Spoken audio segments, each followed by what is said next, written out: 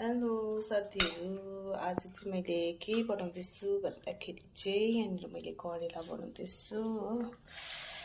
यस्तो छ।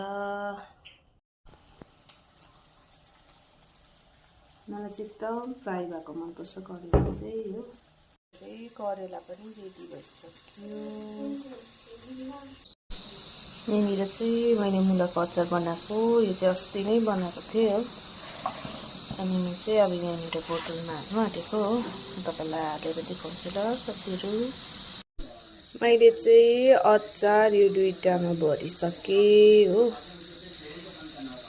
अनि अब चाहिँ हामी खाना खानु आँटेको, म तपाईँलाई देखाउँछु ल खानामा चाहिँ आज के छ भनेर।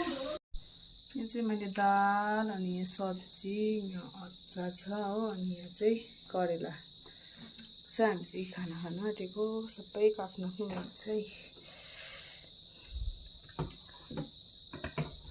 ल त साथीहरू, अब चाहिँ म खाना खानु आँटेको। तपाईँहरू सबैजनाले खाना खाइसक्नुभयो होला। अनि तपाईँ सबैजनालाई गुड नाइट।